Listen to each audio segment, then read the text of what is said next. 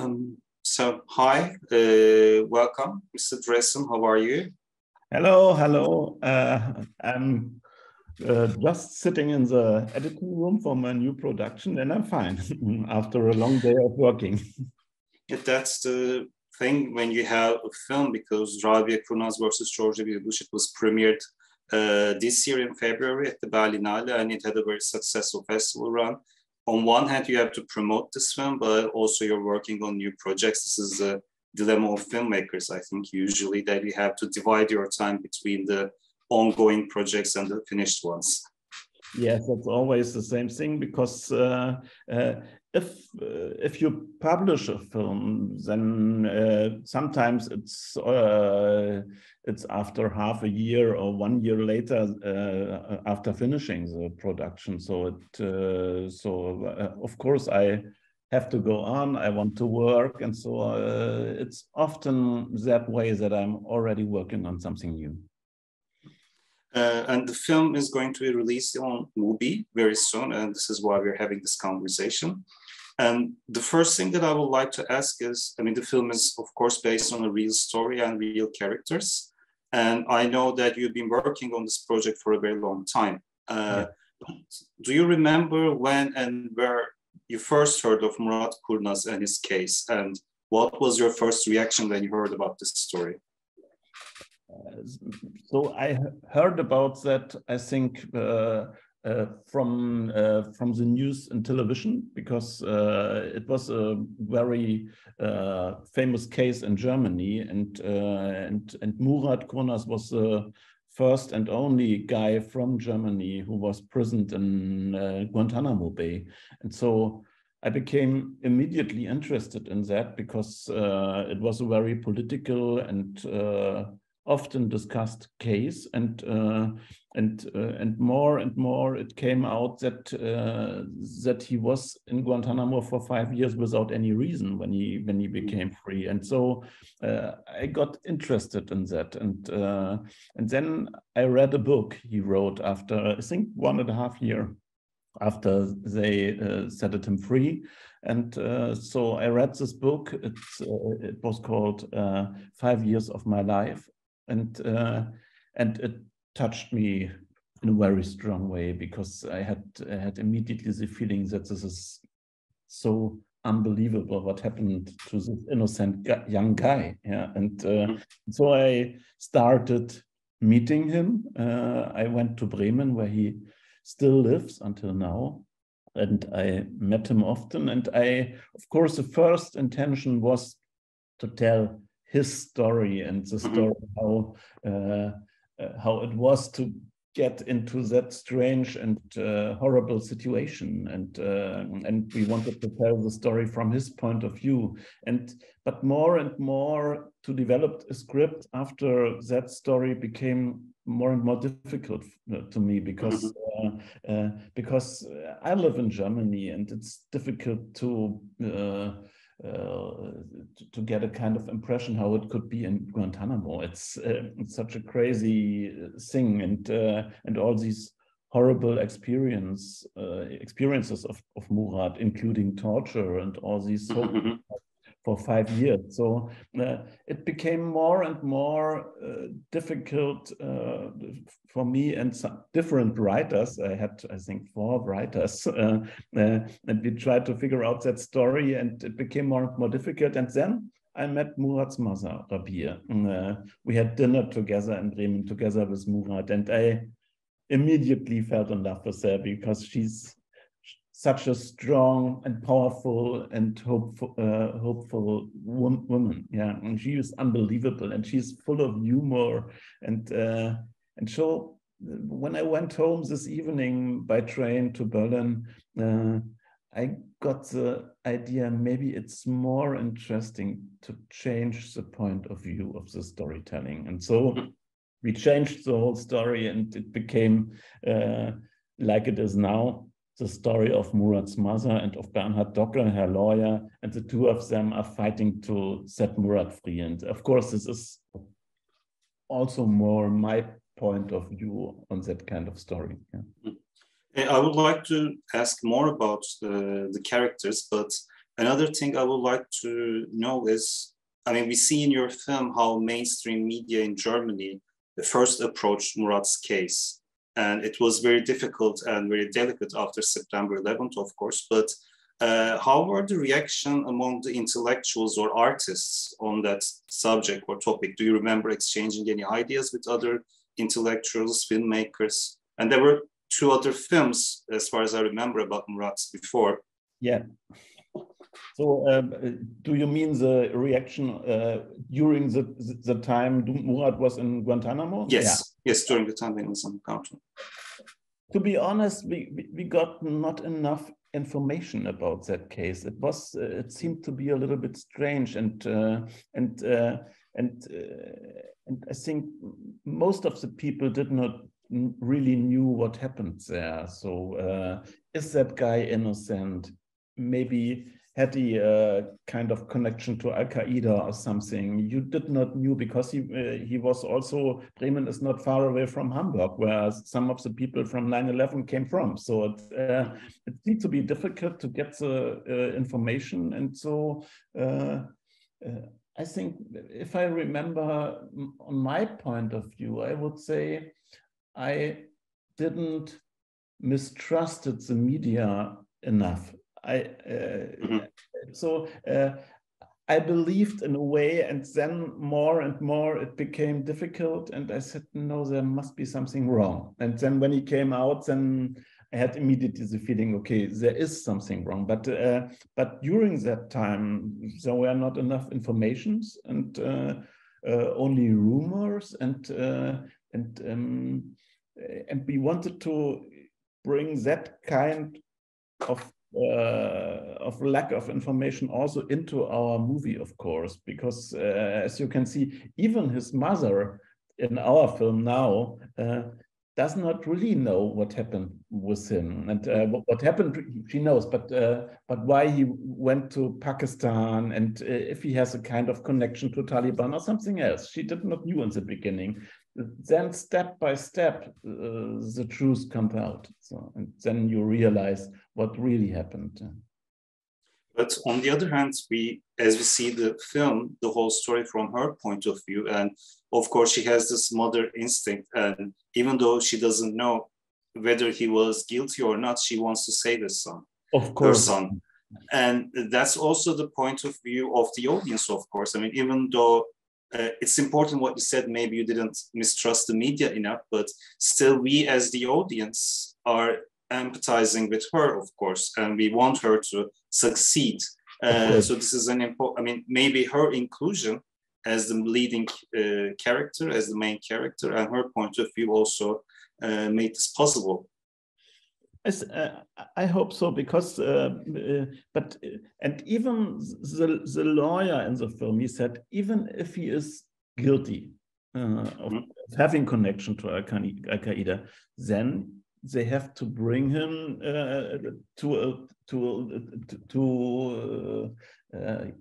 no, I cannot find the English word.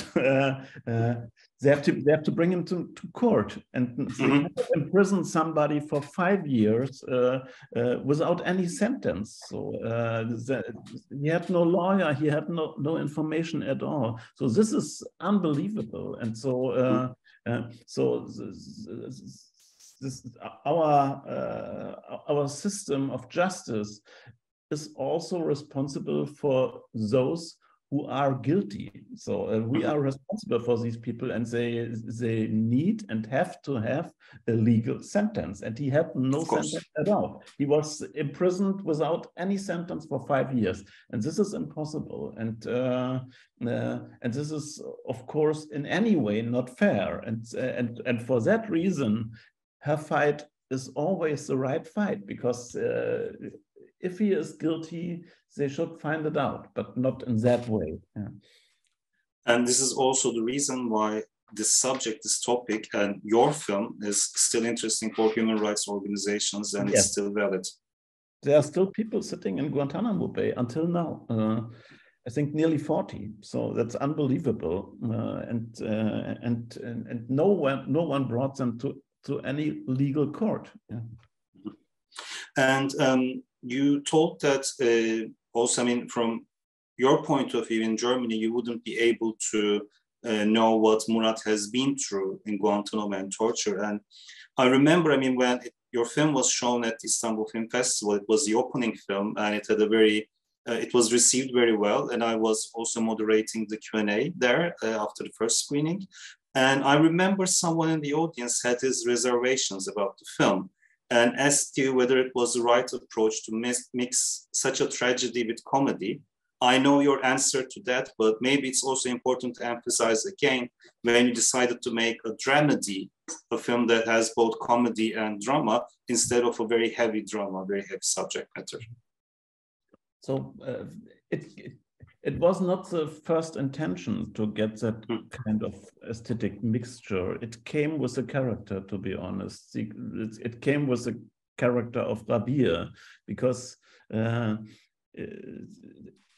you cannot imagine her without humor, because she is full of energy and humor. And so with her in the leading part of the film, with her as the main character, the humor immediately stepped in, because in another way she is in a very nice way kind of naive. And this is interesting, because without that naive character, maybe it wouldn't have been possible to stand all these horrible events during this 5 years. Yeah, because if she would have knew before what will happen to her, maybe she wouldn't start her trip to set him free. But because she did not know, she just is a kind of mother. She wants to have her son back, and that's the start of her fight. And she does not ask about what will happen to me, and then we will see what's going on in the movie. But I think these two things which are connected to her character, the point that she's in a way naive, and the other thing that she has this big heart and she's full of humor, that brought another bright tone into the storytelling, I would say. And you mentioned her naivety. I also had it in my notes that she's like a character that we would see maybe in a Frank Capra film. I mean, she's like this initially good person who will overcome with goodness in the end, and the kind of character that the audience trusts as well. I mean, maybe she's naive and she doesn't have any experience with politics or diplomacy, but she always finds a way to get through her message. Yeah, I think because it's she opens her heart, and everybody during this 5 years she get in touch to was impressed by that matter of fact, and shows we have a very important scene in the center of our film where when Rabiye is in Washington and she's in the church, and there are victims of 9/11 and relatives of Guantanamo prisoners together, and she and they want her to hold a speech, and she and what we are showing is that she reaches the hearts of the people, because she speaks about what does all that mean to her as a mother. And I think this is something everybody can understand. It's much easier to understand the feeling of a mother who lost her son, which is imprisoned innocent in Guantanamo, than to imagine how it could be in Guantanamo itself. So and that was interesting to us, and the way her character acts is really helpful to get into the emotions of the story. But I mean, when you have a character like Rabiye and rely most of the comedy also on her behavior, there is also the risk that she might come across as the butt of the joke. So when you were working with Layla Stieler, also for the script, how did you manage to keep a balance so the audience wouldn't be laughing at her, but maybe laughing with her instead? So I really hope that we managed to laugh with her, with the character, because I would say the comedy elements in the movie are maybe I do not know, 20%, but more or less it is a very, very serious story, and there are many parts in the movie where our main character gets totally lost, and it's even for her as a strong and powerful person, it's nearly impossible to bear all that pain that comes to her, and so I think it is not any kind of balance, because there's a small part of humor in the movie, and the most part of it is more or less the bitter way of life in that time. Mm-hmm. And Meltem Kaptan, who is portraying Rabiye, I mean, she is a stand-up comedian and she is an immediate star, of course. I mean, she won the acting prize at the Berlinale with her first leading role, and she went on to win other prizes. Now she is nominated for the European Film Award. How did you cast her? I mean, how did you find about her? So then when we started the project and the filming of the project, I knew that the most difficult thing would be to find the actress for the main character. And so we invited a lot of Turkish, German-speaking actresses, and even from Istanbul or from Austria. So they came from different countries, and we invited them to Berlin. And I checked if they could find the balance for the character, and if they could fit into the character, which was not so easy, because as we already spoke about, on one hand, the character has to be in a way a little bit naive, but in a nice and gentle way. And on the other hand, she needs that powerful package of humor and strength.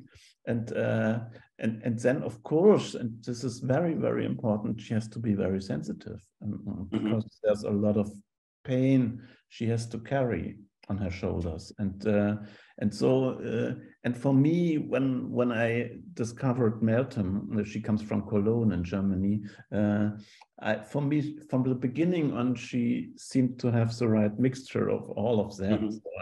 So, she's a person you want to embrace immediately when you meet her, and that was maybe the most important thing. I always have to fell in love with my main actresses, and so this happened with Meltem. Yeah. And Alexander Scheer is portraying Bernhard Docke, and you worked with him in your previous film Gundermann as well. And it was also based on a real story, and his physical resemblance to both of these characters, to both Gundermann and Bernhard Docke, is really interesting. And is that important for you when you're working with a real story or real characters? Is the authenticity, how real or close to reality the story and the actresses will be? Is that important for you? Sometimes not. In that case, I had two actors who are able to copy real characters, or to enter them, I would say. And if you meet Alexander in person, he's quite different from Gundermann or from Bernhard. He's a total different person, and but he has, as an actor, he's able to change even his whole physiognomy into the character's physiognomy. He's always doing a lot of researches, and in film you have always these different kind of actors. Some of them are always staying like they are. For the classical faces, maybe Jean Gabin. Yeah? Jean Gabin is always Jean Gabin, but then you have some other actors who are changing, and you sometimes you do not know how they really look in reality. Yeah? And Alexander, in a way, is like an actor of that group, and Meltem as well. So she can copy dialects. She can copy like somebody is walking, moving, and all these things. And for me, sometimes this is interesting, because if you enter the real character, you you step into the storytelling, and this is the most. It's not important to look similar. I think it's more important to realize how this character thinks, how he is, how he steps into the reality of the story.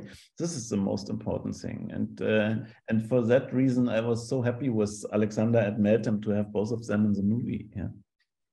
The last question I would like to ask is, I mean, since we mentioned Gunderman, most of your films, if not all of them, tell stories from the GDR or stories of people who used to live in GDR.